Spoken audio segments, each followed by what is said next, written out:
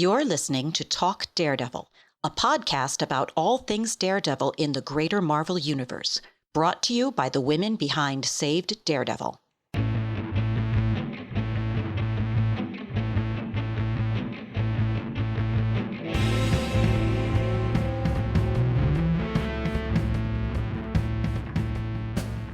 I'm Kristina, and I am here with Ayesha and Casey. And yeah, we're here to talk about the final 2 episodes of Daredevil Born Again Season 1. And damn, does it feel good to say that. Yes. It was so great. Absolutely.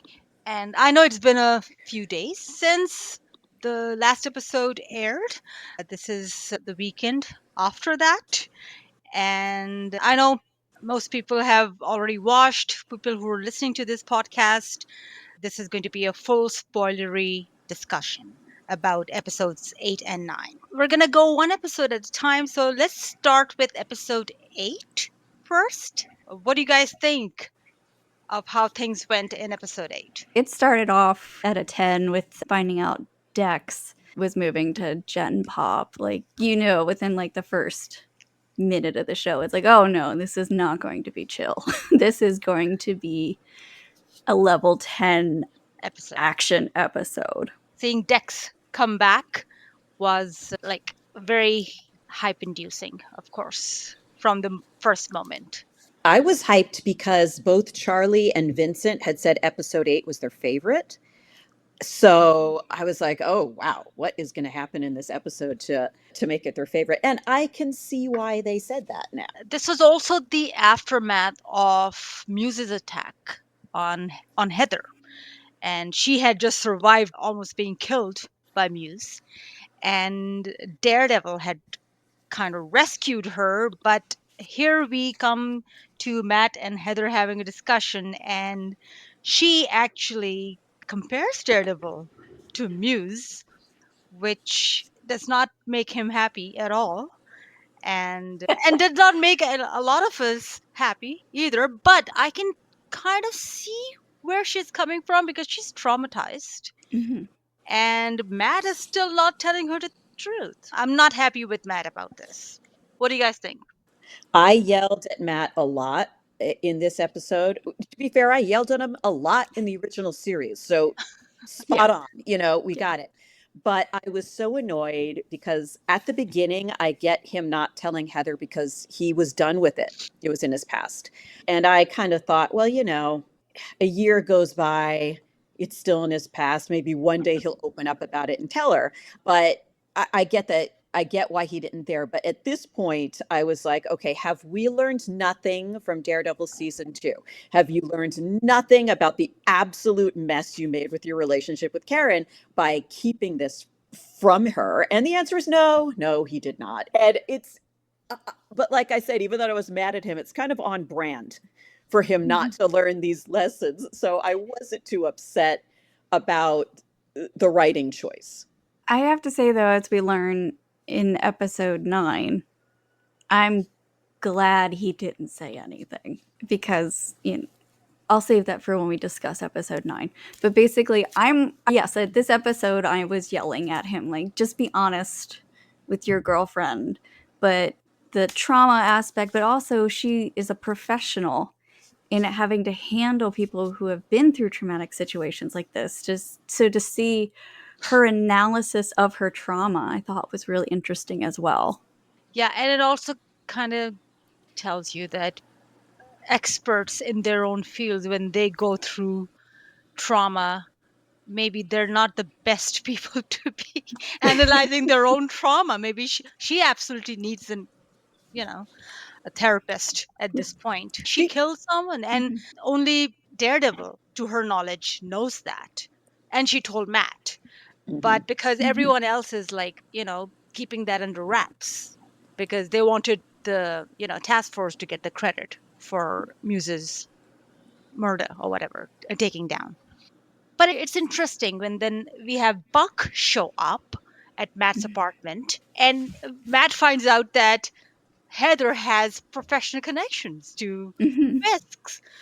And he's so upset because this all started. She took them on as clients right at the time when she had started to see Matt, and she knew that Matt had a connection with Fisk. So, from an ethical point of view, it was kind of murky. What she was doing was not very good thing. But okay, fine. Once she has a professional relationship set up, she cannot talk about it to Matt. But at this point, I think Matt should have told her, maybe. Like, I'm not talking about what happened in episode 9, but at this point, now he knows that Fisk has possibly come after Heather because of Matt. He can suspect that. And he knows that Fisk knows that she's seeing Matt. At this point, he should have come clean, perhaps. But by this time, it was too late. When he didn't tell her this time, it was already too late. I'm kind of surprised that he didn't say something to the effect of, you know too much, they're going to get rid of you. Because not only does she know all the intimate secrets of their marriage, but she knows damn well the task force did not kill Muse. And that's a big loose end. And so I'm kind of surprised he didn't give her that kind of warning to say they're gonna get rid of you. You know too much. She probably would have scoffed at it and said, no, they won't. But I'm kind of surprised he didn't say that. I don't know. Yeah, go ahead. I'm sorry. I keep interrupting everybody. No. At the beginning, when she had just first started dating Matt, and then she started, working with the Fisks on their marriage, it could have just been her interpreting him as like, well, okay, he doesn't like this guy because Fisk is famous. Everybody knows who he is. So I could see her be like, okay, he doesn't like him, whatever, blah, blah, blah. Like, we all have our own opinions on people. But yeah, if he had come clean with her sooner, yes, she should have then broke off the professional relationship with them due to. Or broke off the romantic relationship. Or broke off the romantic right? Whichever was more important that time. Like, she could have just Googled, like, Matt Murdock. She would have known that he was the lawyer who was instrumental in putting him in jail, at least in season 1. I don't know about in season 2 and season 3 as well, like with the Nadeem case and everything. I'm sure Matt's name was all over that news item, so she should have known better. Yeah, and if you're Googling, like, who in this modern world doesn't Google somebody they're about to go on a date with? Like, right. I'm just saying from a female safety perspective. Right. What kind of psycho are you about to go out on Right. date with? Like Jessica Jones could give her some tips. Yeah. But then we kind of have like a couple parallel, because partners are keeping secrets from one another. Matt's keeping his secret from Heather, but Heather is also keeping her secret about the Fisks. And, here we have our Kingpin, who's been keeping the secret from Vanessa that Adam's alive. I like the fact that it wasn't that she found out. I liked the fact that he said, I'm going to tell you, because that's a stark contrast to what we see with Matt and Heather. Kingpin's like, I am going to tell you about this. And that scene was so tense in the best possible way. And it was so sneaky of the director to clearly show us the key on the table, but not show us the gun.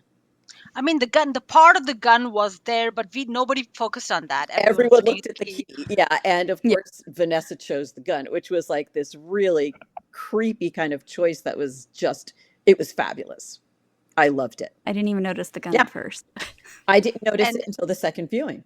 And then Vanessa and Wilson, they came clean. Like, at least Wilson came clean about his part, whereas Matt still has not. So that is a contrast and then we'll find out at the end of this episode or beginning of next that, Vanessa wanted to come clean to Fisk about something else that they find out. But Fisk already knew, apparently.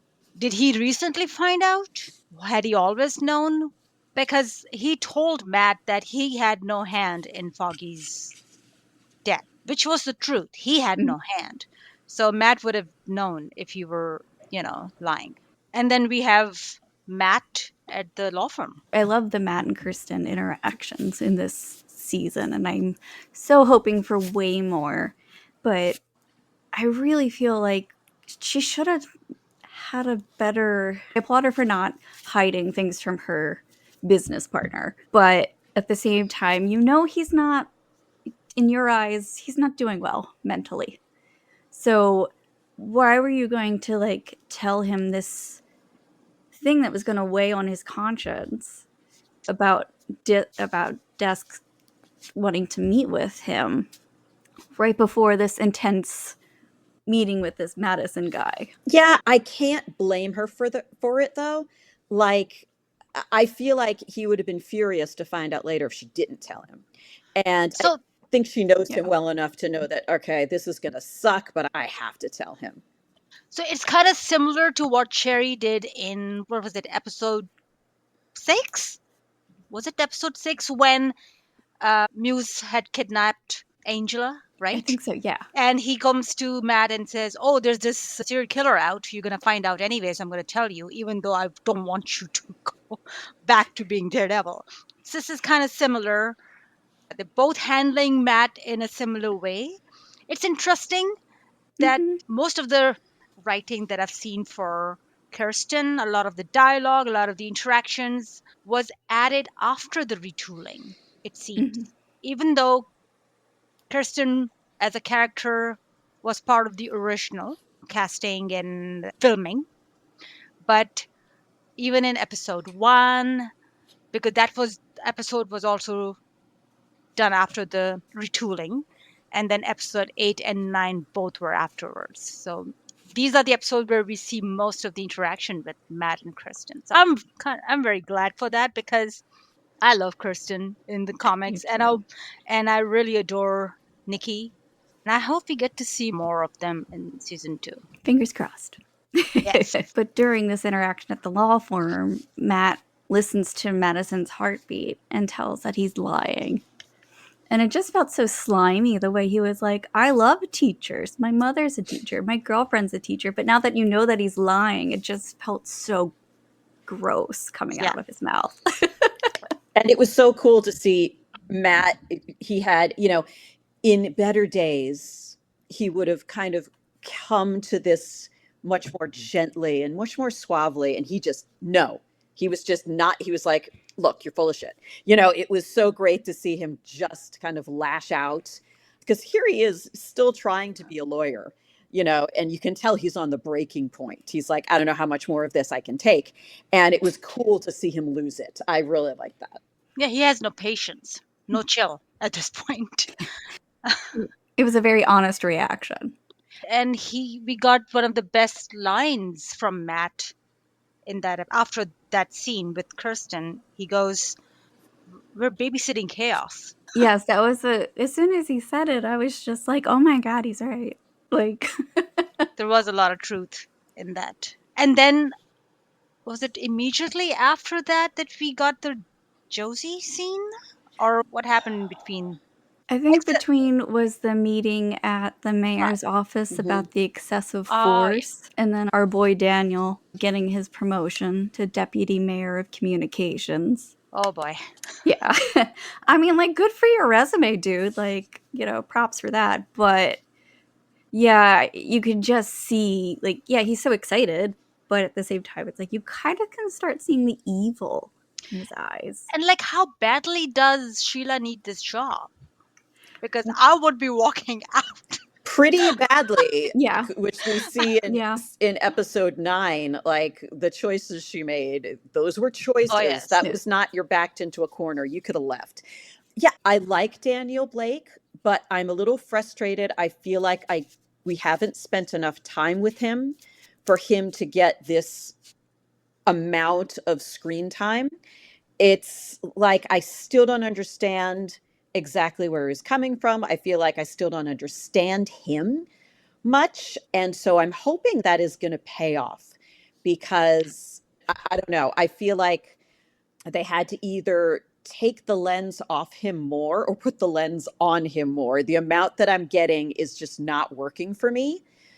But maybe that's going to pay off in the second season. I was thinking in the beginning, maybe there's more to him. Maybe, his background, something would be revealed. But at this point, I'm thinking maybe that's all he is. Just this incompetent, ass-kissing guy who was a nobody, and he's gotten this chance and opportunity, and he's just, he's enamored. I mean, he's ass-kissing, and he's also a fanboy. So, Fanboy. yeah, ass-kissing fanboy. Can we say that on this podcast? Yeah, yeah. He's a fanboy in the same vein we have the Punisher fanboys, I guess. Mhm. Yeah. Yes. Except Fisk appreciates this fanboy, and Punisher does not appreciate his fanboys.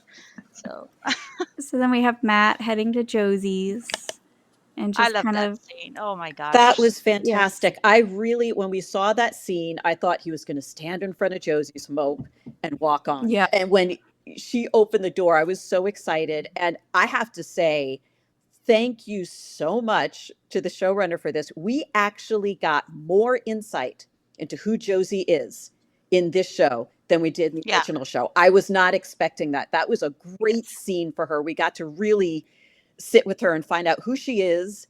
And there was great character development, and I was floored. I was so excited about that. And we love Susan. She is We so do. amazing. We Susan met is her in New amazing. York. Yes, he's so kind and just was lovely to chat with when we got to meet her in New York. Oh my God, this is 2019, I the know. rooftop party after New York Comic Con. Yes. 2019. Yes. Such So good kind. memories. Yeah. So to see her more on screen and learn more about Josie was fantastic.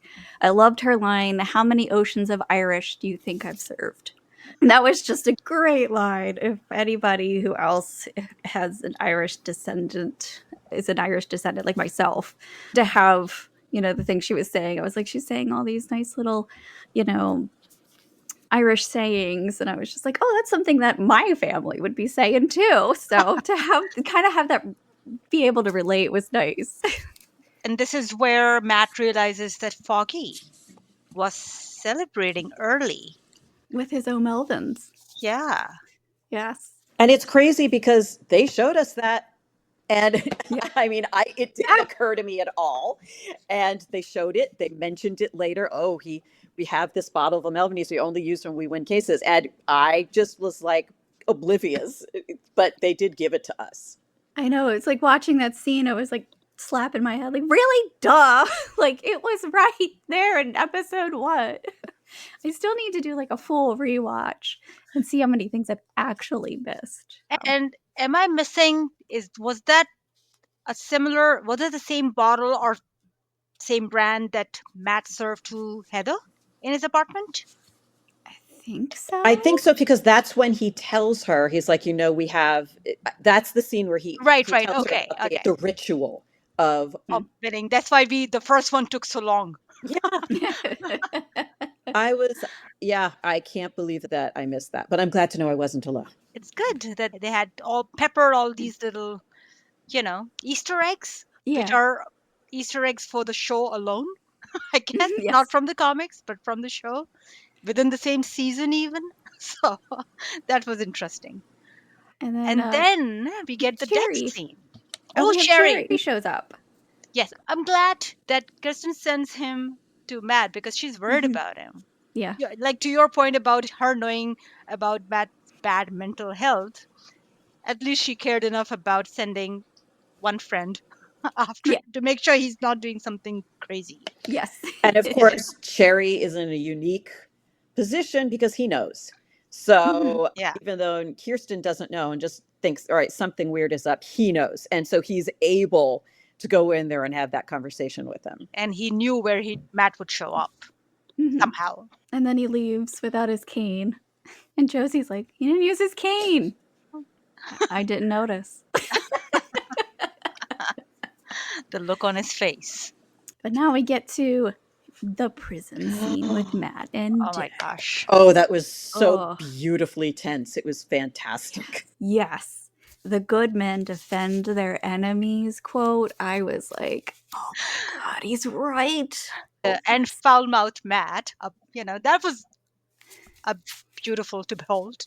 Matt said, and bleep me if you need to, Christine, who's editing this, Matt said fuck you with every cell in his body. It was the most epic fuck you I've seen on film.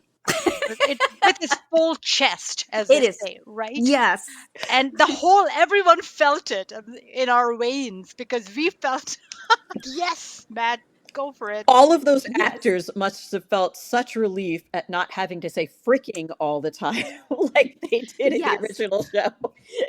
And it was And even like at the beginning of the scene was when Dex is like, I didn't think you were going to come. I respect. And he goes, shut your mouth. Yes. I don't need your respect. Shut your mouth. Yes. But Matt's anger leads to the next set of events. So there's been a debate on the internet whether he did it intentionally. Did he intentionally slam Dex's face or head on the table, knowing that it would cost to, there are theories. Was it intentional? Was it an accident? it was Dex an is gonna accident. come. No. It was an accident. Matt was not thinking at all in that scene. He No, was yeah, reacting. and I don't Yeah. think Matt would intentionally get Dex released so that he can kill more innocent people. So yeah, I don't think he's gonna do that. Yeah, I think there would have been a more creative way if Matt wanted to sneak him out like that. I think it was just the results of his anger And then is what led to it. it was Dex's line about Matt being a good guy, like you're a good guy, and that's what good people do, right? They defend their worst enemies. I'm gonna talk a little bit, like take a minute to talk about a connection with season 3 where Julie was Dex's North Star, if you remember. And then Fisk disrupted that and kind of tried to take her place. And of course, he's not a good guy, so he could not be the North Star. And I had this conversation with our beloved Van, our friend, who passed away a few years ago. She was a big part of Save Daredevil, and she used to have some amazing theories. She was a big comic book fan, and she had this theory that perhaps Matt had become Dex's North Star by the end of season 3. And I could see where she was coming from. I could believe that. And maybe that thing has transferred on to this point in time. Maybe Matt is kind of Dex's North Star because Dex knows that Daredevil is a good man. I'm not sure if he knows yet if Daredevil is Matt. Has Vanessa told him? I don't know. I feel like Vanessa would keep that in her back pocket. I don't know if she would. But end of season 3, when Matt and Fisk were having that conversation and Matt had taken his mask off, Dex was not unconscious. Could he have heard? Was he aware at that time? Yeah, I'd say so. I think he might have been aware, but he was also writhing in too much pain to probably, say, oh, I should remember this for the future. Right. He probably was like, ouch, I really hurt right now. I think if he had taken in that information, that he would have said something in the prison scene. And the fact that he didn't makes me feel like he was just too out of it to like put 2 and 2 together. So maybe he just knows that Matt is a good man. He has not yet made the connection that Matt is Daredevil. So now we have the party, the black and white ball, which was so fun to see everybody in their fancy party clothes. I saw somebody posted, and I'm sorry, I don't remember who this was, but they said about Heather, if I had spent all that time and money to straighten my hair and my man didn't show up, I'd be pissed too. Which, yes, as somebody with curly, wavy hair, I know how long that takes. And I would be too. I'd be like, forget you. I'm single. Let's go find some other rich guy. And I love the audacity that it is the Fisk's ball. It is a black and white ball, and in walks Vanessa in this stunning red gown. That was just fantastic. She's the hostess. Girlfriend can wear whatever she wants. And she looked darn good in that red dress. And I love how it looked like sculpture-y art too. Yeah. It was very much her. But yeah, as soon as she walked out with the big red dress on, I was like, you know what? Good for you. But I feel like there's also some symbolism behind that as well. Red is associated with Daredevil, so Yes. yeah. BB Urich. I mean, I kind of suspected that she was not. She was obviously against Fisk, but here we find out that she had known all along that Fisk was the main suspect in Ben Urich's death. Yeah, Gallo tells her, Commissioner Gallo, and the way she has to like kind of hold back the emotion and be professional and acknowledge like she's aware of this was a really tough scene. Yeah, and then the task force was also invited to the party, and they're treating people who are trying to sneak in photos not very nicely. Yeah, poor journalist, his hand in the deep fryer. Ugh. Ouch. And we're not even close to the most violent part of the show yet. That comes next episode. So we have Phoebe trying to be, besties with Daniel. And, she's trying to be a professional journalist at the same time. And then you have Matt, who looks out of his flippin' mind at this point to Heather because he's not explained anything. And he looks feral if you don't know the truth. And I mean, I thought it was cute the way he got her on the dance floor and he was like, "You're going to have to lead." And then he puts the cane on the serving tray. I would have been like, what the? Also, like when he's walking into the venue and the skip up the stairs was like, yes. Yep. Yeah, I would have done a double take. Blind dude, but he knows where he's going. Yes. And the perfume, you're not the only one in here wearing Chanel No. 5. I think Rhiannon and Shelby have mentioned it was a thing in Corman and Ord, who were their previous producers of this season. They did that kind of a nod in their previous show. Gosh, what was that called? Covert Affairs. Covert which Affairs. Also featured a blind character. Yeah. Yes. Yeah. So the Chanel No. 5 was something from Covert Affairs? I think it was an homage to it. Okay. That was my interpretation after learning about that from Rhiannon and Shelby. And would be happy, and I'm sure she was very happy about the smell being the way to guide Matt, because, yes, let's use more of the other senses. And then Des shows up.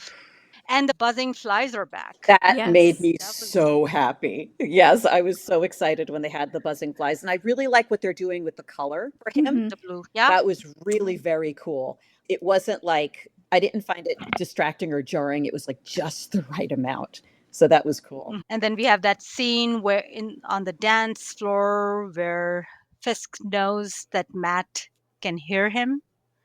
It's like, what did you expect, devil? Yes. It confirms his paranoia. And then he intentionally switches partners with Matt now dances with Vanessa. And we get the reveal that it was Vanessa. Matt just makes the connection right at that point. Mm-hmm. That Vanessa was the one who had ordered the hit on Foggy. I adored that because from the first episode, I was like, oh, I bet you it was Vanessa. Because, I mean, I kept thinking Fisk is very weird with his sense of honor. It's a very strange guy. It just like the way that he let the Holocaust survivor live, because that's what Vanessa would have wanted. He has this strange sense of honor. And so I'm like, he wouldn't have done it. Not after season 3, he would not have done that. So that was so cool to get the reveal that, yep, she was behind it. Yeah, because she didn't make the pact with Dee Dee. Right. And then Matt takes a bullet for Fisk. Like, we did not see that coming at all. Unfortunately, I did, because I saw there's so many spoilers out there, guys, for season 2. And there was a prop in season 2 that has written Matt Murdock, took a bullet for Fisk at the ball. And I was like, God damn it. I was so mad. No. So it's my own fault because I was looking at the things. But if you really want to be careful, do not look at any. Just don't click on any of those links. So I knew it was coming, but I really appreciated the callback to Dex saying that's what good men do. They defend their worst enemies, Mhm. especially because that wasn't something Matt had to think about. There was no time to think about that. He just did it.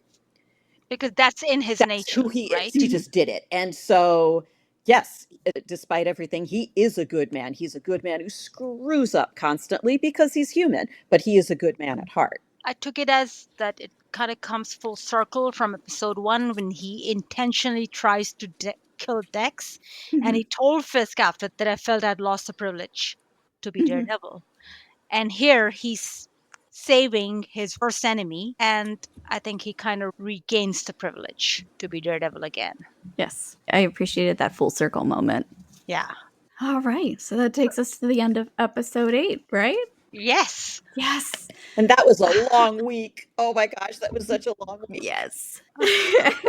So now, episode 9, the finale, and that starts again with Dex, the same shot where he's focusing, about to shoot Fisk, and then we get a flashback scene with Dex being at was it a mental Yeah, it was a institute? mental institution. And the Ray Nadeem name drop. I was Oh, yes. Yes. so one of my big fears with Daredevil Born Again was they were going to completely ignore previous continuity. And that's gone. There's no more fear of that. Just the fact that she actually mentioned Ray Nadeem. And if I don't know if you saw Jay Ali's comment about that online. Yeah. It was hysterical. It was so funny. What did he say? It was like, I I'm missed in his cooking for this, really? this. So that was that made me happy to see that. And like I've been seeing a lot of comments on the internet, on Reddit, that like, hey, everything that Nadeem did was for naught now, right? You know, it was for nothing. Or like, that's the comics for you? That's how things happen sometimes. Things are redone because they need to bring back these villains who are amazing characters. So, yes, sometimes those things get written in such a way that you feel like, oh, it was for nothing, but that's how you redo things. And maybe by the end of, season 2, it would mean something again. Yeah. And it Yeah. still Yeah. 100% meant something for that character. Like that was a absolutely 100% redemption for his Absolutely. character. And even though it didn't wind up working long term, it doesn't change the fact that he was a hero. Yeah. So then Vanessa scooches his pills away, Dex's pills. Oh, yeah. That was just cruel. And the way she was speaking to him, it sounded like, you can trust me. Like she was trying to be his North Star in that moment, I felt like. And then he, signs that paper. That's when I really, truly realized how evil Vanessa is. And I love it. She's a great character. Yes. So now we're at Matt waking up in the hospital. And Heather comes rushing over. And he says, Karen. Oh my gosh. And then Kirsten tries to make it better. It's the drugs. It's the drugs. Yeah. That's a good friend right there who's just trying to cover. She's trying to cover for a boy. Like, it's just the drugs. Don't worry, Heather. like, is she regretting introducing these two now? But yeah, when he starts talking about how he, to us, we know he doesn't sound crazy. And he was talking about how it was Vanessa who ordered the hit and it had something to do with what Foggy was about to file. But you just, Heather gets so upset. Because you can see at this point, she's like, he's broken. He is broken. And as a girlfriend, she is just doesn't know what to do. She's done. Those are the people, they were the ones who were targeted, and you're calling them, like you're saying Vanessa is the bad person. You're a crazy person. Yeah. And the fact that she was like, I'll be back. I can't remember the exact words, but she was like, I'm going to let you rest. And then gives him the kiss on the cheek. I was like, no, I think you just dumped him. You're just like, I'm going to walk away from this crazy. I got to deal with it 9 to 5. I am not doing this in my personal life. Though I wonder, because when he says, I know you don't believe me, but I'm telling you the truth. I mean, she does look at him like she's thinking about it.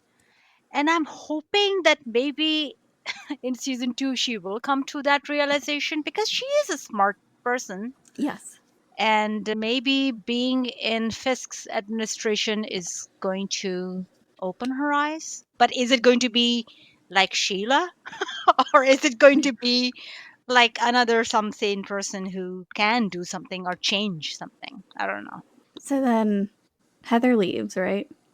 And then we have Kirsten, and she confirms that he didn't file it, so there's nothing that she can look up. The Foggy's potential filing. So, but the way she kind of left was like, okay, I'll look, you just rest. Yeah. And now he's alone. And we cut to the mayor's office, and we have This scene after episode 8, one of the first things I said was, okay, how is this going to change Fisk's attitude towards Matt? And you could see when they're leading, his security guards are leading him away, he's stunned. Like he's completely stunned that just happened. And I was almost wondering if we were going to get an Adrian Toomes, Peter Parker thing where, Toomes is like, well, you're my enemy, but you saved my daughter's life, so I'm not going to reveal your identity. And God damn it, we did not. How can I use this? He's a hero now. How can I use this? And that was so cold. Just get rid of him. Maybe he should have warned Buck that this is no ordinary blind lawyer you're dealing with. Yes. I don't know how much Buck knows, because he did say to him, a dead hero is better than a live vigilante. So he does maybe know something, but it's kind of kept vague. And then killing me softly. Oh my gosh, that was. As soon as it was like the kind of like the elevator music version kind of started, and then it was, I was like, oh, that sounds familiar. And then I realized it's Killing Me Softly. I was like, oh. It's good that Buck had visited Matt's apartment the previous episode. So Matt kind of knew his footsteps. That's Yes. how we recognized that's the same guy, and knew he was up to no good. So. And I'm glad we didn't get a attempted fight scene out of this, because it wouldn't have worked. No, yes. No, it wouldn't have worked. I don't know about any. It wouldn't have killed them to show us the rear of the hospital gown. That's Nightgown man. It wouldn't have killed anybody. We know Naquam's doing excellent work. We appreciate his work. Well, we'll have to take Frank's word for it. Yes. I mean, at this point, we have seen Frank Castle's ass, okay? Yeah. In The Punisher. We Punisher. totally saw it. So it's like, come on. But we digress. Yeah, the important stuff. There's not a lack of fan art out there about this scene. And then we get the scene where Matt walks into his apartment. As he opens the door, this smile comes on his face, and we knew at that point who was visiting him. And I thought about Van that whole part. Yes. I was like, she would have loved that. She would have gotten a kick out of that. That interaction was just straight out of the comics. Yeah, it was fantastic. Yes. I thought of Van the entire time watching that scene, and I'm like, I hope you're watching this from heaven. I really hope you are, and you are just laughing your butt off. And I hope you're having a great time. She totally is, and she's pointing and she's telling everyone else. I did that, by the way. Yes. Yes, we got our dysfunctional couple kind of bickering back and forth. I do. I love, John and Charlie are just so good together on screen, and they have that great dynamic.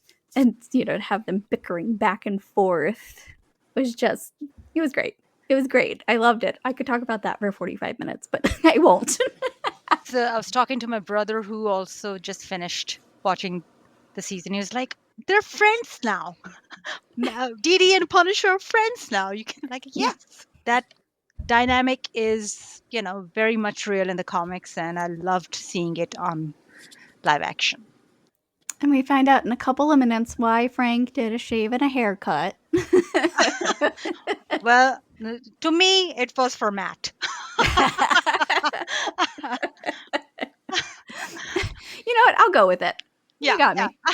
I'll be on your team with that. And then we get the fight scene. The Yes. taskforce comes in and Frank just goes nuts. Yes. Killing spree, and Matt is trying to stop him, and it's beautiful. Still not the most violent scene. Nope. No. Nope. We're getting close to Hold it. on. It felt, the level of violence in that scene I felt like was just on par with what we're used to, and I felt like it brought the story. It was Yeah, in service to the story. I'm not one for violence just because, ooh, let's be violent, but it enhanced the story. It showed who Matt and who Frank are in very different ways. So that I was very cool with that. I think at one point one of the captions said like blood squelching, and I was like, oh, do we really have to go that far? Every show I watch that has the word squelching in the captions, Stranger Things does it, The Boys does it, and I'm like, that's my least favorite word. Please, no more squelching. Squelching. Yeah, Ooh. can we do without squelching in the subtitles? Yeah, can we just say stab? Blood everywhere. We'll go with that. Like the squelching, it gives you the sound effects. Yes. Through words. And then we we get the reveal that Cole North was the one who killed Hector Ayala. Yeah. And for those who haven't read the comics, Cole North was a character during the Chip Zdarsky run. We meet him in book 2 of the run starting, I believe. And then there's a great character arc with him. And if you want to learn more, definitely read the Chip Zdarsky run, which then leads into what is the current run. He also makes a couple of appearances as well. But then, so is Cole dead? Because first there was the whole fight scene, and then there was the grenade. So is there any way he survived that? I don't think so. I could be wrong, and that's fine. I'd like to see more of Cole. He was an interesting character in the comics. I'd like to see more of it in the show. But yeah, I mean, like, grenade means, like, dead. Because if it wasn't a grenade, then I think, Matt and Frank would have, like, gone off to a side. But no, they jumped off the building because it's a grenade. It's a whole ass bomb. It is. It's a whole ass bomb. But we did not see a body. Correct. So by comic logic, yeah, it's no one's possible that he did survive. Yeah, no one's really dead in the comics. Yes, no one's really dead until, well, even if you do hear about the funeral, it's possible that no one's really dead. Which is a point we'll come to later. Yes, so Cole killed Hector Ayala, which is so sad. It is very sad. And I'm kind of hoping that Cole's not dead for the same reason that I didn't get enough of him. Like he was here and then he wasn't, and I still don't know much about him. So I kind of want him not to be dead for that reason. But yeah, grenade, I don't know. Maybe when it exploded, the piece blocked any sort of, I don't know how explosions work, except everything goes boom. So interestingly, Powell is still alive. Yes. And we find out, like, from last episode, also onto this episode, that he really is a bad guy, not redeemable. Yeah. In my opinion. So. And with Matt's apartment now blown up, do people think Matt might be dead? Yes. I think that's exactly where they're going for season 2, is people think that Matt's dead because it just makes sense. Also, in Born Again, the comic, Fisk had house blown up. He didn't live in an apartment. I think he lived in a brownstone in that series, and that was blown up by Fisk too. So kind of cool parallel to the comic series. And then we have Karen. Yes. Yeah. Is that still the same car? Is that still Ben Urich's car? I think so. Was it? It reminded me of it. If it wasn't the exact car, it was definitely one that they tried to make it look like. Well, she obviously didn't drive all the way from San Francisco, so she must have it parked somewhere in New York. Yeah, that's true. And Yeah, because it didn't look like a rental. and I cannot remember the last time I laughed so hard as when Daredevil called shotgun. I I know. lost it.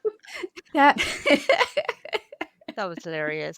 shotgun. And again, that was, that's the bit of the humor that we do see in the comics for Matt. It may not be like Spider-Man laugh out loud funny, but you do get these quick little funny moments out of Matt and Daredevil. So again, it was very much, I felt very true to the comics.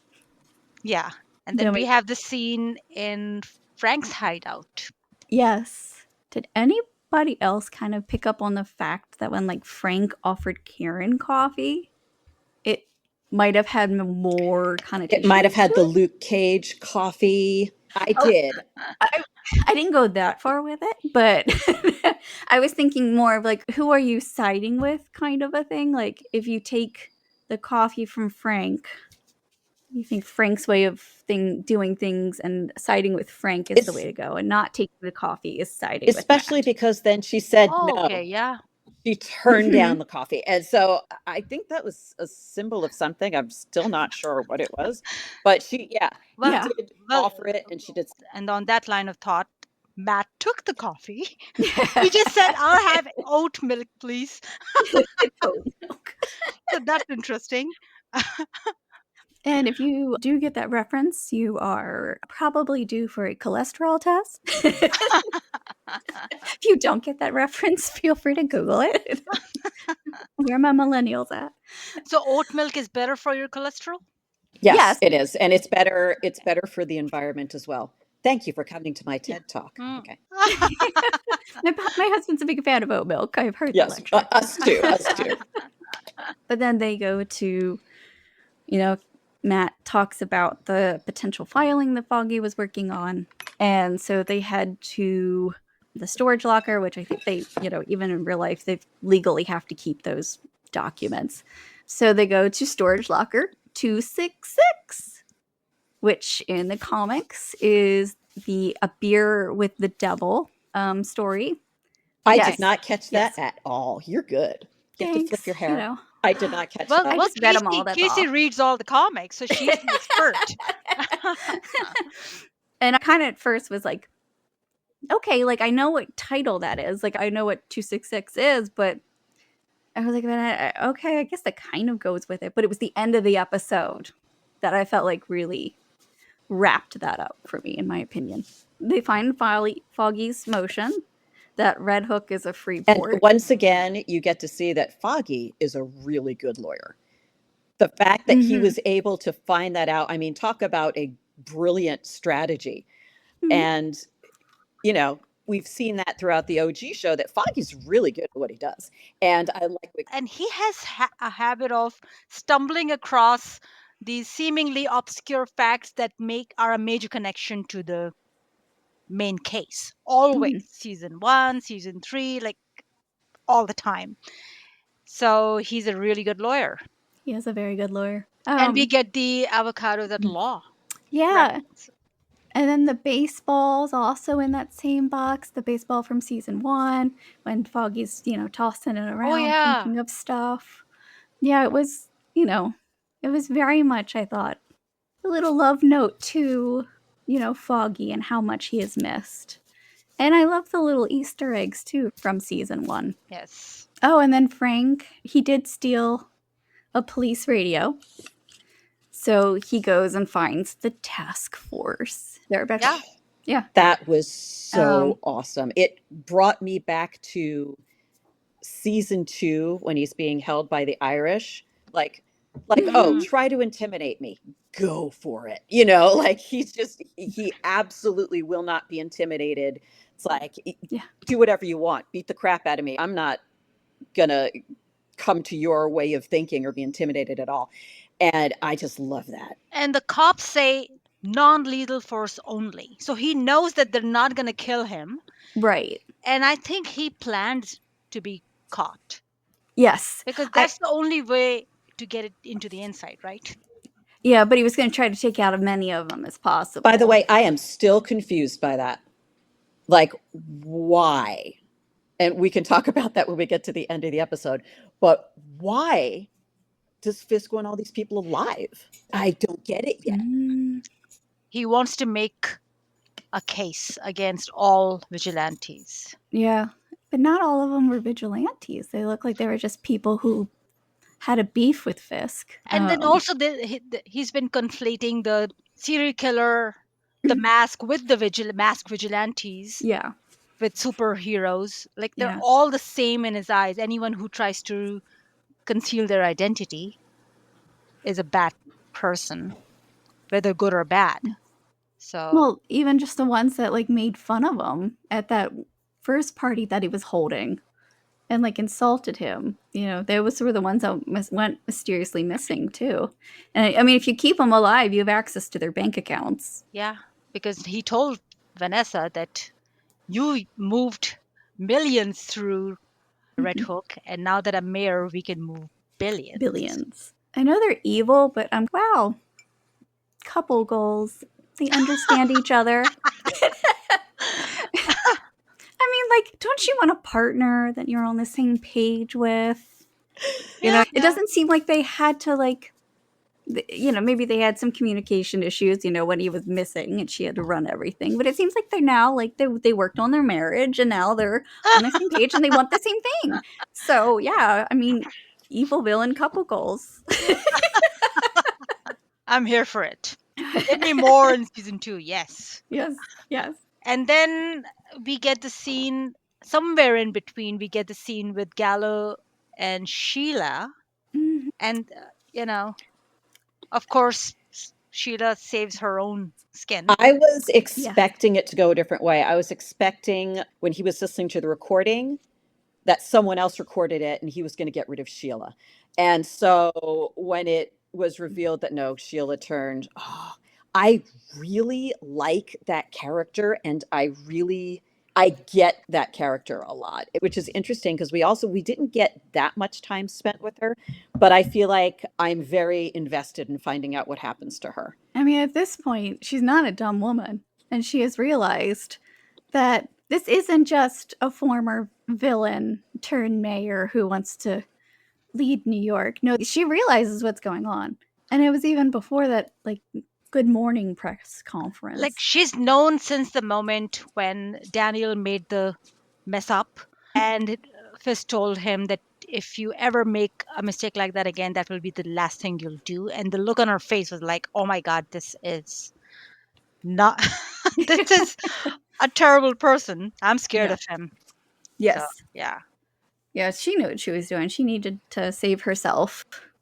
But she was sobbing in the hallway because she realized what she had just done. And poor Commissioner Gallo. All right, I just got to say it. Oh. You know, remember way back when, the good times when we were all concerned that Disney Plus was going to tone down the violence. Remember that, guys? That was cute. Yes. That was cute. Oh, it's going to be Disney-fied. So, oh my God. I can't believe I'm saying this because I was fine with Fisk taking off someone's head with the car door. I was fine with Frank murdering Rollins. That was too much. I like, even if you go back to Fisk taking off his head with the car door, we heard squelching. But we didn't actually see it. Yeah. That was over the top. That was too much for me. That's just me personally. I don't think it added anything. I think if we just heard it and saw it from the back, I would have been like, that's crazy. Especially seeing everyone else's reaction, like people looking like they're going to get sick, which is what I was about to do. So yeah, my personal feeling, thank you. We got the message that you're not going to tone down the violence too much. Thank you. Yeah, I mean, it was really cool how they did it, though, because if you later on, I think it was the next day, they did post pictures of the mannequin, the head, and kind of talked about how they did it. I mean, yeah, after seeing that scene, I was like, yep, everybody who was worried about this being Disney-fied, I feel like somebody involved with the show was like, no, we need to take this to 15. I think watching that once was enough for me. I cannot watch it on the rewatch. No, thank you. I know fans loved it though. Yeah. But The reaction was very positive. I mean, I'm not a medical expert. I've just watched a lot of medical dramas, but I'm pretty sure that he actually wasn't dead. Oh my gosh! At that point, At that point, I think he was suffering. I think he was gonna. God. It was coming, but I don't think in that exact moment he was dead. Oh my God. Okay, that makes it Yep. worse. But the second he walked in that space with all the plastic sheets up, I was like, no, if I had any hope for this guy, he's gone. He is a goner. Every time I see plastic sheets now, somebody's painting or remodeling, and I'm walking to their house and seeing them, I gotta go. So we get the scene where Daredevil assembles everyone at Josie's, and that talk that Karen has with him, that was I great. saw something and I did not pick this up, and I'm mad at myself for not picking it up. But apparently, when Daredevil's talking to Karen about assembling an army, the Newton brothers quoted a musical theme from Spider-Man. And a fan had posted that, and the Newton brothers responded, "Yeah, we did, but we can't talk about it." So I don't know if that means anything, because it sounds like the rights to Spider-Man are such a freaking mess that they can't do too much with him. But I was mad that I missed that. And I can say that a lot of fans, when he said, "I have to assemble an army," were expecting some MCU characters. They're expecting the Defenders. They're expecting Kate Bishop. They're expecting Spider-Man. And we did not get that at all. No, who did we get? We got Detective Cherry. We have Detective Kim, who we saw in episode 5, and we saw her in the first episode 2 as well. We have it looks like it was 3 good officers from the NYPD. Josie. Yeah. Josie's there. I do love, again, that Josie's being more involved. And then there was a guy behind Cherry, or somebody, to me, that looked like had a masculine haircut and light hair. And then anytime you would see like the group shot, that person was kind of blacked out. He was very much in the shadows. So who was it? I mean, we can definitely say it wasn't Luke Cage and it wasn't Jessica Jones. Oh, no. Very different hair type. So wonder, where are the Defenders right now? Are they in hiding? Yeah. We really don't know what happened to any of them past their seasons. It's been MCU years. It's been like 10 years or something. So we can assume that they are not in the same place where we left them, but we don't know. And Matt has a lot of other connections now. Like, he knows Miss Marvel's dad. Yes, that's right. She's in Jersey. He knows and he knows She-Hulk. But yes, I know she's on the West Coast, but she knows he's Daredevil. So yeah, and he knows Happy's got connections. Right, big connections. Big connections. So, I mean, I wonder if, probably not, but I wonder if Thunderbolts will have a morsel of reason why we haven't seen the other heroes. Because Thunderbolts, that takes place in New York City, doesn't it? I believe so. Does. At least that's what it looks like to me. So it would, again, with it's all connected, sometimes it's not good because it gives you like conundrums like this. And I try not to think about it too much. I just feel like my brain works better if I'm like, whatever, they're on vacation and just right. And we're allowed to go out of town and visit relatives, and of course, especially when there's a curfew in New York City now. Yeah, 8:00. Time to get out. Yeah, as soon as they said that, I was like, oh, good luck. Like, are you kidding me? That's not going to work. My work doesn't even close till 8. I'm going to need another hour to get home. But yeah, I think I know some fans were really hoping for a Foggy. Yeah. I was one of them. I thought it was going to happen. I thought we were going to get the reveal that he was still alive. Even at the post-credit scene, I was like, Foggy's going to be in one of those cages. Like, I really thought it was going to happen. And I was very surprised that it didn't. I don't know. We know that he is going to be in season 2, but we don't know how. I mean, it could be an extended flashback scene, but I'm having a hard time believing that Foggy is actually dead. I've read too many comics. He's not dead. Same, Len. Like, I mean, he's died in the comics. Yeah, he's died in the comics 3 times. Yeah. One slightly legit at the end of the Zdarsky run where he literally is in hell, but then Matt saves him from hell. And it seemed like this season was very inspired by like a mixture of different comics, but this last part with the army just made me think of Zdarsky run at one point. King Daredevil assembles an army on a... He's got the beard, which, by the way, I'm not a fan of. I prefer the scruff. That's just me. And I mean, the episode was called Straight to Hell. Yeah, yeah. So, I mean, I don't, due to the nature of how, you know, this version of Hell's Kitchen is in the TV show, I don't think he's literally going to be in hell No. to go save Foggy's soul. But I hope we don't come to I don't think Let's so. keep it grounded. I think it's going to stay grounded. I think maybe hell is going to be figurative and not literally. Yeah, I'm cool with that. It's like it's hell living in New York City right now under Mayor And Fisk. Yeah, 8 o'clock curfew, can't go out with my friends. That is hell. I just got to say, as a whole, I absolutely loved this season. I thought it was fantastic, but I can't like just say it was perfect, and I didn't have any problems with it. And the one problem I had with this finale is it is very clear this was never meant to be a finale. This was meant to be the mid-season break, Like a mid-season point. And so I felt like as a finale, it didn't do what I want a finale to do. There was not one plot point that was resolved. And I'm not saying resolve everything, but not one of them. Everything was open-ended. And you can't compare that to Daredevil season 1, 2, 3, or even the Defenders. They all closed a plot point and then gave you a taste of, but wait, this is still going on. This absolutely everything was open-ended. And I'm like, how many months do I have to wait for this? And so this is like it's a cliffhanger, basically. And it reminded me very much of the network shows of the past few decades when we used to have a cliffhanger end of the season and we had to wait like several months before the next episode was going to air. Like Star Trek did this all the time. Next Generation did that constantly. Yeah. And actually the Strange New World did it at the end of the last season, even though that's a streaming show. So I don't hate the idea of a cliffhanger. At least it gives me I know that season 2 is coming. It gave me ending of the comic book vibes, like when it goes from one writer to the next.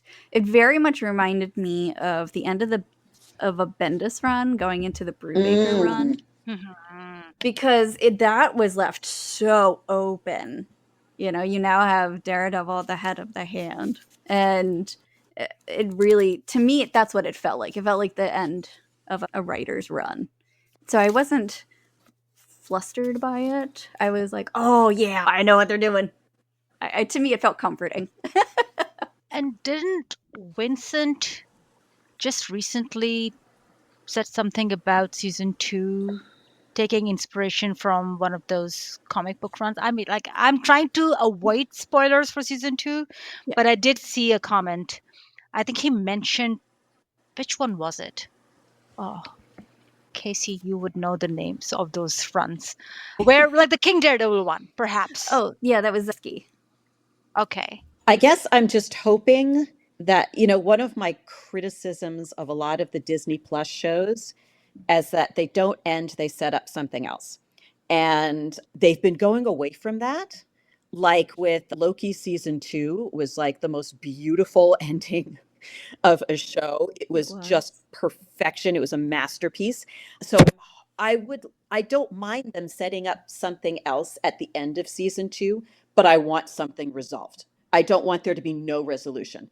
That's just me. I understand that other people don't mind, but for me, after the end of Straight to Hell, I was unsettled. I did not feel settled. And I was also laughing at how stupid that guard was, because oh yeah, oh my god, like that's not even like rookie day one issue, like the mistake to make. It was That was just And dumb. I don't- Straight I up love dumb. Frank doing it because that, we've seen that Yeah. kind of charming, disarming Frank before, both when he's Yeah. putting it on and when he's actually being sincere. We've seen him be that guy. But like, come on. Yeah. I think that guy would probably was like, oh my God, the Punisher's talking to me. This is so Like- cool. My hero. No sympathy for My that guy. hero. I'll shake his hand. No. Oh, there's my arm is nice and Absolutely broken. no sympathy for that guy. Like, that was dumb. Yeah. Yeah. That's on you, bud. That's on you. That's good luck filing that workman's comp claim. But Frank looked very appealing in those chains in that one shot. But Yeah. yes, that was a good post-credit scene. Yeah.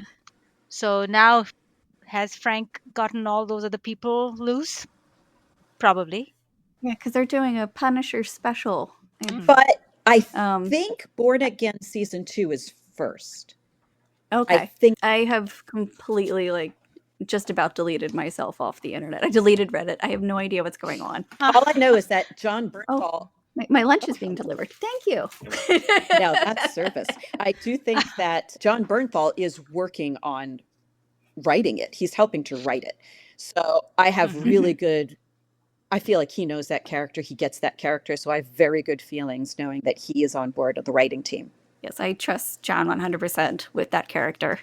And I feel that I really hope that it resolves some things that the internet have been asking for.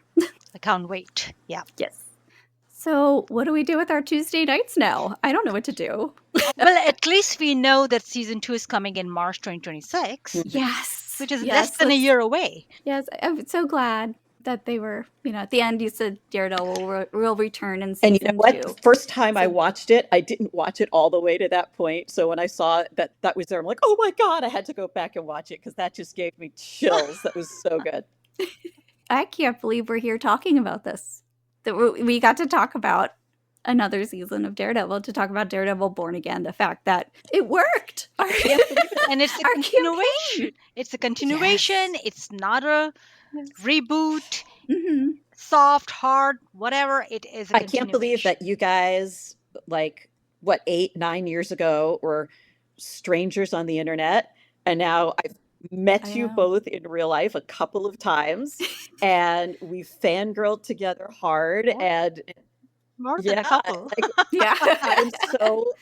I'm so excited. That show literally changed my life because it brought you guys into my life.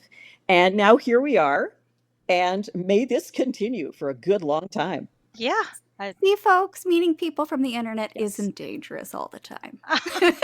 Just meet them in public, and you don't have to give them all your information at the Yes. same I time. recommend something like Comic-Con in a very well-lit place. That's a very good idea. Yeah.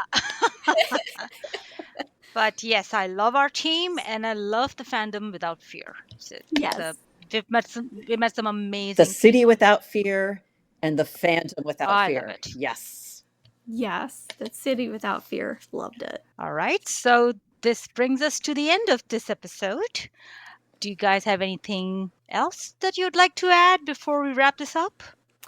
I just loved every moment of this season, and I'm so looking forward to, doing this again same time next year. I'm glad we Yes. can say that same time. And I got to next year. say, Right. shout out to everyone who worked on this show. Yes. You have no idea what this means to us. And we're just so excited for this show and we can't wait for more. And you can tell that this season was made by people who loved the comics. Absolutely. Yes.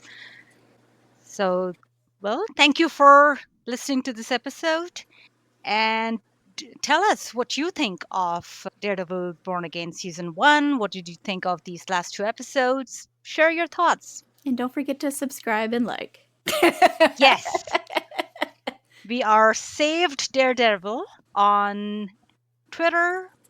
Where else? Oh my Blue gosh. Sky, What are our Instagram. socials? Blue Blue Sky, Sky. Instagram, YouTube channel. Yeah. Yes. Yeah. We're either Saved Daredevil or Saved Daredevil on all our socials. Yeah. And thank you very Bye, much. everybody. Thanks, And- everyone. Bye. Thank you for listening to Talk Daredevil. For more information about Saved Daredevil, including links to our socials, please visit us at savedaredevil.com. Remember, Murdochs always get back up.